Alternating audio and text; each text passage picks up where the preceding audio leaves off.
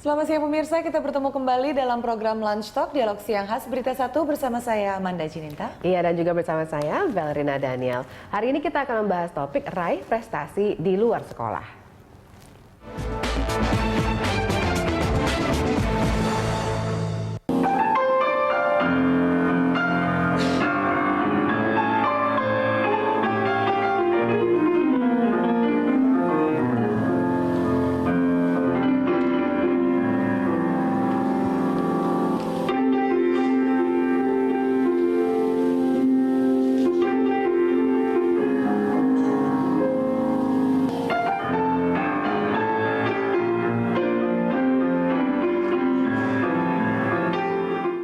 Sederet remaja mengharumkan nama bangsa baik di tingkat nasional maupun tingkat dunia. Salah satunya Aero Sultan Aswar yang telah hadir di studio kami. Pengalaman Aero membagi konsentrasi di dua dunia yakni sekolah dan hobi jet ski tentu dapat menginspirasi sesama remaja lain.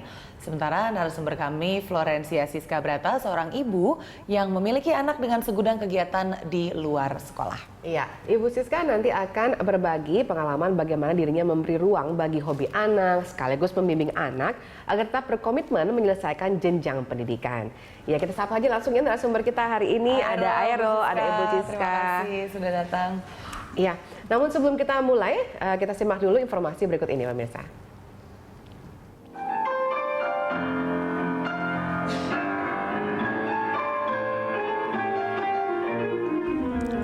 Indonesia punya Joey Alexander. Joey didaulat sebagai pianis jazz termuda di tanah air. Di usianya yang masih 11 tahun, Joey menuai puja dan puji bukan hanya dari dalam negeri, tetapi juga dari dunia internasional. Medina Warda Aulia rutin mengikuti kejuaraan catur baik di tingkat nasional maupun tingkat internasional. Peraih gelar WGM ini baru berusia 17 tahun. Atlet jet ski Azwar bersaudara, yakni Aero 20 tahun dan Aksa 17 tahun. Mereka kompetitor yang disegani di tingkat internasional. Aero juara dunia jet ski termuda kelas pro dan Grand Prix dan peraih medali emas Asian Beach Games tahun 2010. Adiknya Aksa, juara pertama Canadian Watercross National tahun 2011 untuk kategori Pro dan Export Runabout Limited. Indonesia juga punya penyanyi remaja 18 tahun, Luanada. Bersama Elva Ethnic Choir, Luanada meraih Silver Medal Asian Choir Games dan Gold Medal dalam World Choir Championship tahun 2009. Dengan potensi yang dimilikinya, Luanada berkesempatan duet dengan musisi kelas dunia Kid Martin. Masih berusia 15 tahun, David J. Sitanala menjadi runner-up Go-Kart Asia Challenge tahun 2015, seri 1 kategori Senior Max 125. Mereka dan masih banyak anak bangsa berprestasi lainnya adalah anak-anak dengan segudang ketertarikan atau hobi di luar sekolah. Dan siapa sangka dari hobi berbuah prestasi. Ya, jadi memang ada anak-anak yang punya begitu banyak minat. Artinya orang tua memang perlu untuk bisa mengakomodir apa yang diminati oleh anak. Tentunya mengakomodirnya itu juga sesuai dengan kesanggupan orang tuanya. Dibantu anaknya supaya juga bisa fokus untuk mempelajari hal tersebut. Pada hakikatnya, anak akan mengalami fase di mana mereka mempunyai banyak keinginan di luar kegiatan sekolah seperti olahraga dan kesenian atau lainnya. Kegiatan yang berkembang menjadi hobi ini tentu akan memperkaya kreativitas anak. Dukungan orang tua, keluarga, dan teman tentu menjadi motivasi yang amat berharga. Langsung aja Mbak ya, langsung aja.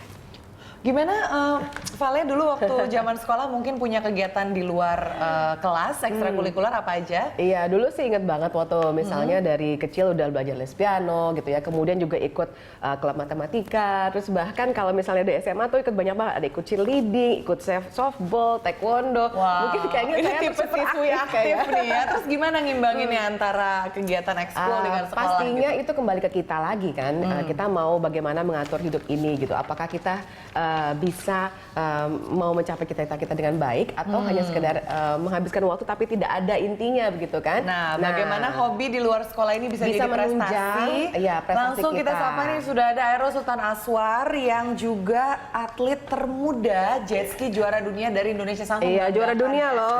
Hebat usia juara 16 dunia. tahun ya, 4 tahun yang lalu. Dan kemudian tahun lalu Aero ini juga sebagai Jet Ski Racer of the Year. Share dong pengalamannya gimana sih rasanya bisa punya sederetan prestasi di usia yang sangat muda ini?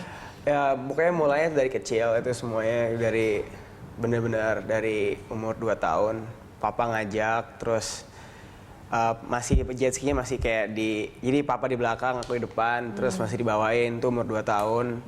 Terus umur 3 tahun mulai sama papa mulai dilepas, udah mulai sendirian, tapi ya masih ada yang jagain, masih ada orang-orang yang jagain.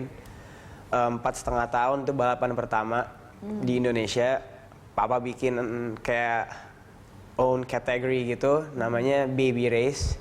Itu isinya 4-8 tahun. Jadi anak-anak kecil semua yang jaga lebih banyak daripada yang balap. Jadi kita kayak semua minjem pakai jet ski orang tuanya semua, helm kegedean, semua kaki nggak ada yang nyampe ke tempat kakinya. Balap satu ke satu. Terus ya anak kecil punya piala kan, dapat piala, menang, Seneng pasti ya, tambah pengen semangat lagi, jadinya. pengen lagi, akhirnya aku menang lagi sampai masuk ke kelas.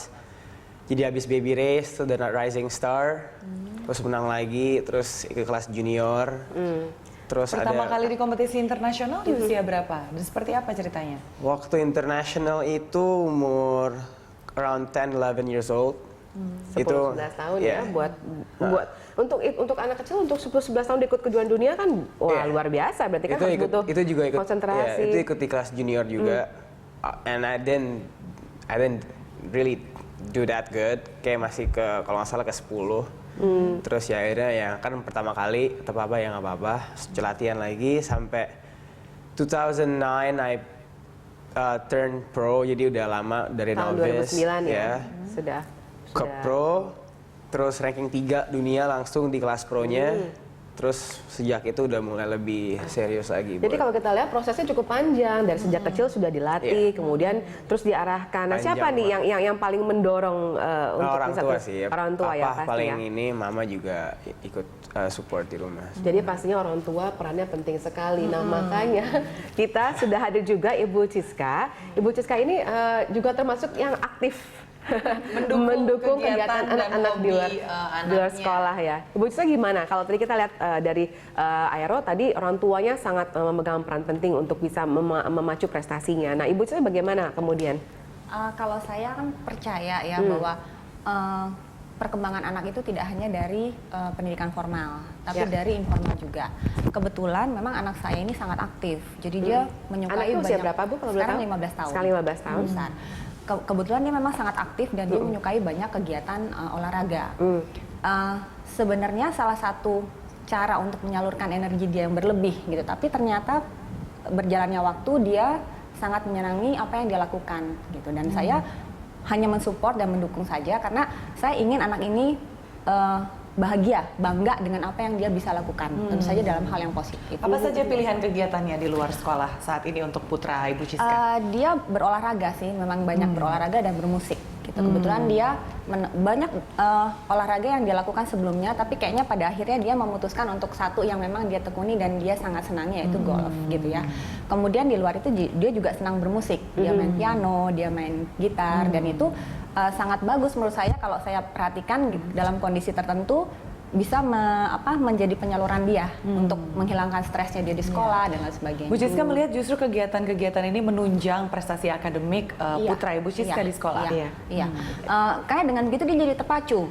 Karena saya mengatakan di awal, oke, Kristo boleh melakukan apa yang Kristo suka, tetapi tetap ingat bahwa pelajaran sekolah itu yang penting, nomor satu. Nah, Aero juga gitu nggak? Ada target nih bahwa nih boleh ya kamu ikut jet ski, kemudian tapi tetap pelajaran di sekolah nomor Karena kalau satu. kita dengar tadi perjalanan Aero ini dari baby race sampai jadi pro itu nggak ada stopnya ya, dari kecil sampai sekarang akhirnya bisa profesional. Kalau untuk pelajaran dulu kayak pas sempet, dulu kan emang sekolah di sini dari SD sampai SMA kelas 1 di sini, itu juga jadi benar-benar yang dulu aku sempat gemuk 96 kilo beratnya.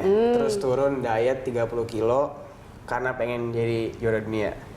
Jadi waktu itu kan juga masih sekolah, masih SMP, itu juga yang namanya bangun jam 4 pagi, lari, terus sit up, push up, pokoknya yang olahraga pagi, terus baru breakfast, berangkat sekolah. Pas pulang sekolahnya bisa, kalau kan suka ikut ekskul basket atau taekwondo juga. Oh masih sempet tuh ya ada ekskul olahraga lain. Gitu ya. Waduh. Terus abis itu kalau lagi nggak ada ekskul biasanya ke gym langsung. Abis Terus latihan jet ski-nya kapan? itu biasanya Sabtu Minggu aja. Sabtu Minggu. Biasanya abis yang selesai ekskul semua pulang belajar. Oh, jadi tetap ada waktu disisihkan untuk tetap belajar ya. Itu yang namanya TV nggak pernah hidup di rumah. Pernah hidup. Oh, ini baru dicatat ya bahwa kan sekarang kan kebanyakan anak-anak pulang nyampe rumah nyalain TV begitu ya, tapi ternyata ini tidak boleh ya. Aku sih ya bukan nggak boleh, kan ada berita juga yang kita harus dengerin. Cuman kebanyakan dari berita juga yang aku paling baca aja abis itu udah. Kalau TV aja nggak nyala, apalagi main game ya, udah pasti nggak Boleh nggak dikasih main ya, game? atau nggak ada waktu. Main game boleh, cuman aku juga not a big gamer gitu, jadi nggak terlalu ini banget. Nah, kalau Ibu Cica gimana membagi waktunya dengan anak? Karena kalau kita lihat tadi Aero, wah jadwalnya padat sekali dari jam 4 pagi dia sudah mulai beraktivitas begitu. Nah, apakah dengan anak Ibu juga menerapkan hal yang sama? Iya, jadwalnya kita pantau. Khusus untuk game, anak saya suka main game. Gitu. Tapi memang waktunya sangat dibatasi. Jadi kita komit, dia hanya boleh pegang itu weekend. Weekend saja. Weekendnya dibatasi juga nggak jamnya atau dilepas? Enggak sih, kalau weekend dia boleh main. Tapi kan udah pasti dia nggak akan main 24 jam. Gitu ya. Capek juga lama-lamanya kita main game terus-terusan. Terus jadi kemudian mengatur jadwalnya ini bagaimana gitu? Ya mengalir aja begitu, karena memang dia juga sudah tahu apa yang harus dia lakukan tiap hari gitu ya. Jadi di sela-sela waktu dia untuk sekolah itu dia sisipkan apa yang bisa dia gunakan untuk hobinya dia. Tapi khusus untuk golf kan panjang, jadi itu biasanya hanya Sabtu dan Minggu kecuali ada turnamen, baru saya mintakan izin ke sekolah, tapi itu pun jarang gitu ya. Sebisa mungkin kita ambil di hari weekend. Jadi tetap ya sekolah nomor 1. Tetap. Ya. Bu Siska, apakah juga membimbing secara seksama gitu ya perkembangan akademik dari Christopher, pelajaran-pelajarannya dan nilai-nilainya? Iya, itu sangat saya ikuti gitu, karena memang jangan sampai ketinggalan pelajaran di sekolah karena dia mengutamakan hobinya dia gitu. Dan saya kan juga rutin konsultasi dengan pihak sekolah, dan kebetulan memang komunikasi dengan pihak sekolah sangat baik. Jadi apa yang terjadi dengan anak saya, misalnya nilainya kurang atau ada yang perlu diperhatikan, pasti mereka akan langsung membicarakannya dengan saya. Ya ini saya tanyakan juga nih untuk Aaron ya, kan pelajaran tentunya nggak gampang ya, makin ke tahun tuh makin susah, apalagi sekarang Aaron juga sudah berkuliah di Amerika dan salah satu universitas di sana seperti itu. Bagaimana disiplin dalam belajar itu kan pasti kalau tadi jam belajarnya udah malam, setelah seharian sekolah, udah ada ekskul, mulainya dari subuh udah ada latihan fisik, itu gimana tuh, apa tidur siang dulu atau Kalau gimana? sekarang buat yang kuliah, jadi biasanya sama bangun pagi. Kalau di US selalu bangun pagi jam 5 udah mulai latihan. Terus karena em kuliah karena mulai siang, jadi tergantung nih kalau lagi in campus. Jadi kayak kan aku bisa ngambil dua, bisa online bisa enggak. Pas lagi enggaknya itu biasanya bangun pagi mulai latihan segala macamnya. Terus jam-jam 7 jam 8 lah biasanya udah mulai nge-review pelajaran. Iya.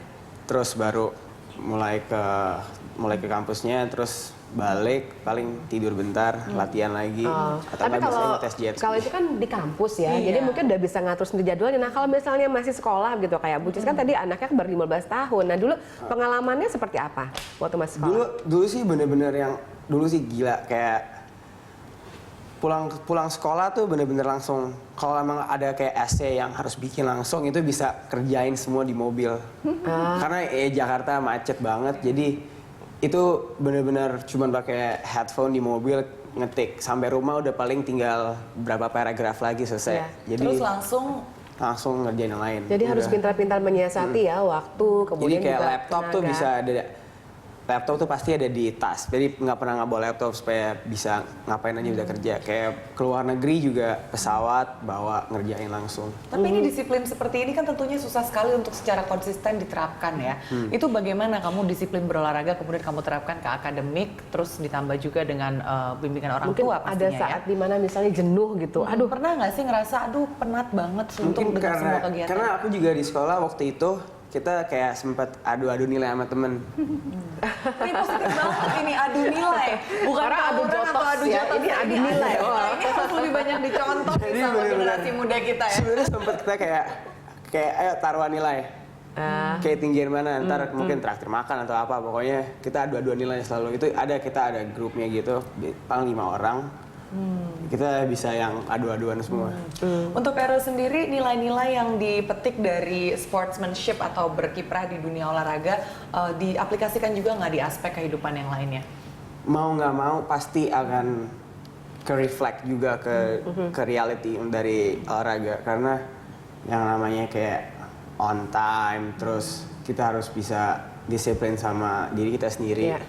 Kayak aku kan makannya jaga segala macam, jadi benar-benar harus bisa kita kayak difokusin aja untuk disiplin diri sendiri, untuk kayak realize what you can do supaya bisa lebih fokus ke hidup juga. Nah ngomong-ngomong sekarang kan kuliahnya jurusannya bisnis ya. Iya. Sebenarnya kan nggak ada hubungannya tuh sama sport. Iya. Nah itu kenapa tiba-tiba memilih itu?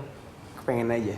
Pengen aja. Lebih kan kalau bisnis itu kan lebih mikirin konsep kan.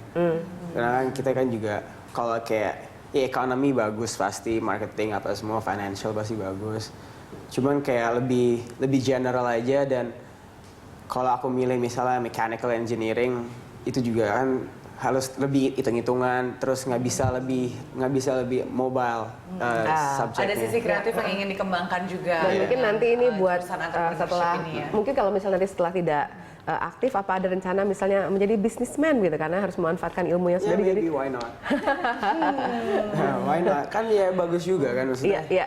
Bisa kita aku di dunia jet ski-nya juga bisa kita Iya. ngambil bisnis ke jet ski-nya juga. Jadi harus pintar-pintar tadi ya untuk menyiasati waktu, gitu. Harus punya strategi juga kayaknya Aku untuk masih bisa. terkesan loh sama konsep adu nilai itu. Aku nggak pernah melakukan itu waktu SMA ya, Tapi kalau misalnya mereka adu nilai terus kapan mainnya ya? Apakah ada waktu sempat buat main Kita teman-teman? main. Tapi jangan jawab dulu, nanti kita harus jeda Ya, dulu. segmen berikutnya. Pemirsa Lancar kembali usai jeda, tetap bersama kami.